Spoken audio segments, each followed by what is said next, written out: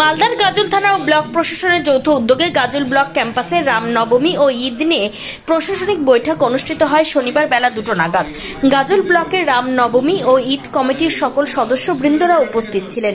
শান্তি শৃঙ্খলা বজায় রেখে সকল রামনবমী কমিটি ও ঈদ কমিটির প্রতি আহ্বান জানানো হয় এবং সরকারি যে সমস্ত নিয়ম রয়েছে সেই নিয়ম মেনে সকল কমিটিকে উৎসব পালন করা বার্তা দেওয়া হয়।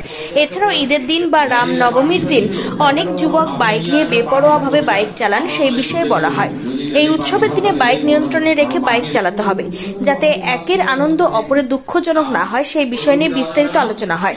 এই সভায় উপস্থিত ছিলেন গাজল বিডিও সুদীপ্ত বিশ্বাস, গাজল পঞ্চায়েত সমিতির সভাপতি মোজাম্মেল হোসেন, গাজল থানার IC Ashis Kundu, joint BDO Subrata Shyamal, Gajol block Trinamool কংগ্রেসের সভাপতি Dinesh Tudu, Malda Gajol highway traffic ASI Hriday Ghosh সহ পঞ্চায়েত সমিতির কর্তৃপক্ষ এবং ঈদ ও রামনবমী কমিটির সকল সদস্যবৃন্দরা।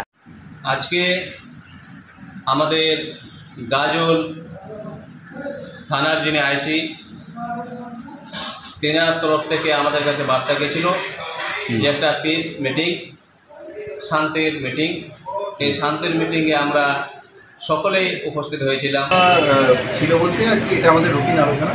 আমাদের গাজল প্রশাসনের পক্ষ থেকে, পুলিশ প্রশাসন, ব্লক প্রশাসনের পক্ষ থেকে ঈদের কমিটিগুলোকে এবং রামনবমী কমিটিগুলোকে আগে ডাকা হয়েছিল।